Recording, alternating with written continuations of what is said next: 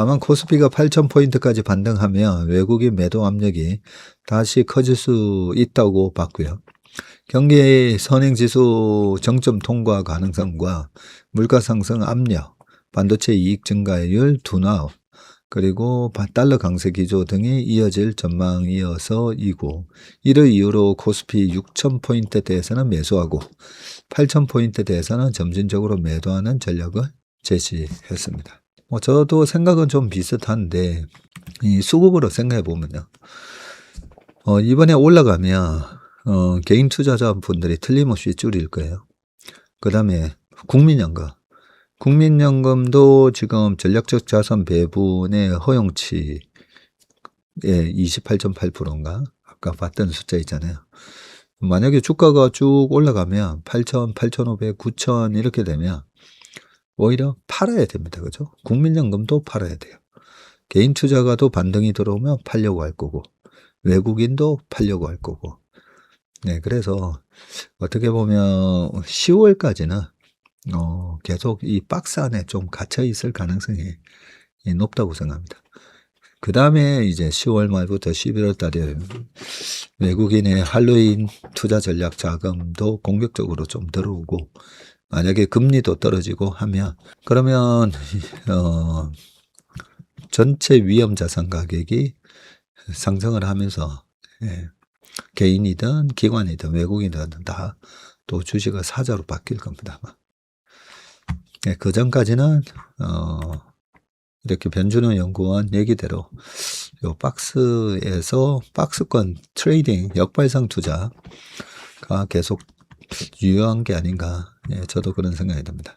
자, 질문이 있어 댓글 남겨요. 코스닥은 가격이 싸진 건가요? 밸류에이션이 싸진 건가요? 아직도 이익 기준으로 본다면 비싸게 느껴져서요.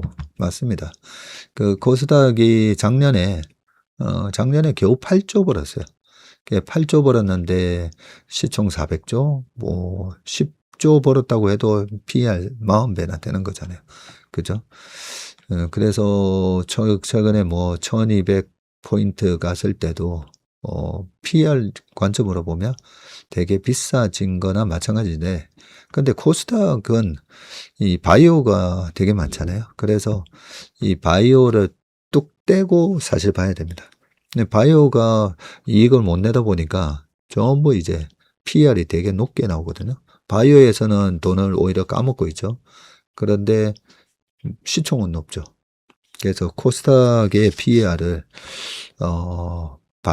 바이오를 PER 잣대로 할 수는 없잖아요. 그죠? 그러다 보니까 코스닥의 그 밸류에이션은 항상 비쌉니다. 항상 비싼데 이 코스닥 바이오가 언제 움직이는가, 그리고 지금도 그러면 PER 관점으로 보면 뭐 바이오 여기서도 뭐 10분의 1 토막 나도 할 말이 없는 거잖아요. PER로 보면. 근데 바이오 밸류에이션은 그렇게 하는 게 아니다 보니까, 그래서 바이오 밸류에이션은 도대체 어떻게 하는 게 맞지? 시장의 평균 3년 동안에 이 주식은 어느 정도에서 왔다 갔다 했는지, 현재 시가총액을 저는 뭐 3년 평균에서 이렇게 좀 보는 게 맞지 않나 하는 생각입니다. 1상을 하는 기업하고 2상을 하는 기업하고 3상을 바라보는 기업하고는 또 다를 수가 있긴 한데, 노멀한 시장에서 형성되는 그 주가가 뭐 그 회사의 적정 주가이다라고 이 효율적 시장 가설, 유진파만 교수님의 효율적 시장 가설을 믿는 거죠. 노멀한 시장에서 거래되고 있는 그 가격이 이 바이오 기업의 미래의 캐시플로우를 다 땡겨와서 평가를 하고 있을 거다. 네, 그렇게 생각하는데, 근데 제가 제로투원 책에서도 피터 틸은 이 바이오 기업에 대해서 어떻게 투자 원칙을 갖고 있나를 보고 역시라는 그런 생각을 했었는데, 이 페니실린이 발견된 게 우연에 의해서, 푸른 곰팡이로 해서 우연에 의해서 발견됐다는 거죠. 근데 최근에는 그 우연을 찾아다니는 거죠. 찾아다니는 거. 그래서 바다 백사장을 길을 걷다가 우연히 뭐야, 5만 원짜리가 떨어져 있네. 예, 그거 우연히 이제 발견했으면 전국의 백사장을 다 뒤지는 거예요. 지금 바이오는 전국의 백사장을 다 뒤져가지고 트라이 앤 에러 방식으로 계속 시행착오를 통해서 그걸 찾아내려고 하는 겁니다. 그래서 피터 딜은 나는 바이오 투자 안 한다. 예, 그런 결론이었는데 저도 사실 비슷한 생각이거든요. 투자는 어떻게든 좀 저는 확률 배팅. 그래서 에드워드 소프의 그런 카드 카운팅으로 카지노를 박살내고 짐 사이먼 교수님도 그랬듯이 이 수학자들이 주식시장에 들어와서 성공한 사람들이 꽤 있거든요. 그리고 실제 주식에서 주식을 잘하는 사람들의 특징 중에 하나가 수학을 잘하는 면이 있습니다. 수학을 잘한다는 게 뭘까? 결국은 이제 확률 배팅에 대한 개념이 있다. 저는 그렇게 생각하거든. 그렇게 본다면 제가 예전에도 뭐 말씀드렸지만 저는 삼성바이오만 투자합니다. 뭐 그런 얘기를 말씀드렸었는데 다른 바이오가 이때까지 트라이 앤 에러 방식으로 열심히 하고 뭔가 이번에 임상 3상을 통과해서 FDA 가서 만약에 된다면 어쩌고 저쩌고 하면서 시총이 형성되잖아요. 근데 임상 3상 다 통과해서 FDA 승인 받아서 거기서도 또 하나 있죠. 마케팅이 더 잘 돼야 돼요. 우리나라 신약 1호가 그때 유한양인가 LG생건에서 팩티브 뭐 있었잖아요. 그죠? 근데 실제로 마케팅이 또 잘 안 됐어요. 그래서 너무 산 넘고 산이에요. 솔직히 산 넘고 산이라서 맞으면 대박이 나는 건 맞는데 그리고 투자를 할 때에 오히려 임상 1상에서 2상 넘어가는 기업을 투자하는 게 저는 오히려 속편하다고 생각합니다. 여전히 꿈이 있으니까. 근데 3상 결과를 바라보는 기업들 있잖아요. 3상 결과를 바라보는 기업은 옛날에 그 헬릭 스미스 같은 그런 회사도 예전에 저희 부사장님이 좋아하셔가지고 근데 제가 그때도 3상 통과하는 것도 어렵고 실제로 통과해도 이미 주가에 그 통과에 대한 부분이 많이 반영이 되어 있기 때문에 그래서 이거는 통과를 뭐 좋은 결과가 나왔다고 해도 주가가 별로 못 올라갈 것 같습니다 하면서 그러면서 그때 제가 CIO의 자격으로 다 팔자 해서 부사장님이 정말 컨빅션을 갖고 계셨지만 오래된 고객 저 밑에서 사서 수익이 많이 난 몇 고객은 그 결과를 보고 싶다 하셔가지고 그 계좌 몇 개 남겨놓고는 사실 제가 다 팔라고 지시했었거든요. 그러고 한가 3방 맞았었잖아요. 그죠? 네, 그래서 이 코스닥에 대한 질문을 해주셨는데 되게 좋은 질문을 해주셨는데 코스닥 내에서도 보면 바이오도 있고 2차전지 있고 그리고 반도체 소부장 있고 엔터테인먼트 있고 그래서 코스닥 밸류에이션이 비싸게 느껴지는 거는 이 바이오 때문에 그렇게 착시 현상이 있다. 그렇게 생각하고요. 그러면 그동안에 한 2, 3년 동안에 평균 주가 수준으로 보면 바이오도 다 빠졌네. 다 빠졌네. 저는 그런 생각합니다. 물론 뭐 오늘 기사에서도 다루겠지만 한 번씩 이렇게 폭탄이 터지지 않습니까? 삼천대왕제야. 그리고 이번에는 뭐 코오롱 생명과 이런 이슈들이 있기 때문에 그래서 삼상에서 뭔가를 기대를 하는 주식은 저는 솔직히 어떻게 다들 되게 용감하시다.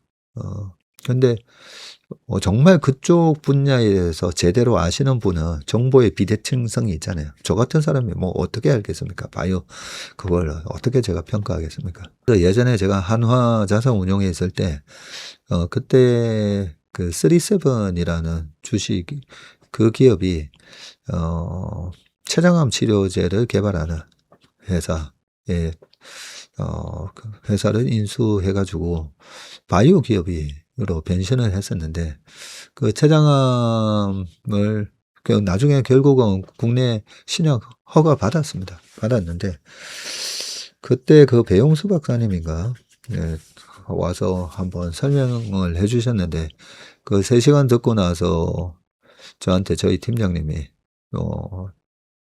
그때 거의 뭐 5시부터 저녁 8시까지 했던 것 같은데 그게 끝나고 나서 물어보시는 거예요. 어떻게 봤냐. 그래서 제가 아니 우리가 30시간을 들은들 저희 팀장님도 뭐 저도 다 경영학과 나왔는데 우리가 30시간 들었다고 해서 저 차량암 신약 개발하는 것에 대한 판단을 할 수 있을까요? 하면서 저희 팀장님한테 저는 못한다고 봅니다.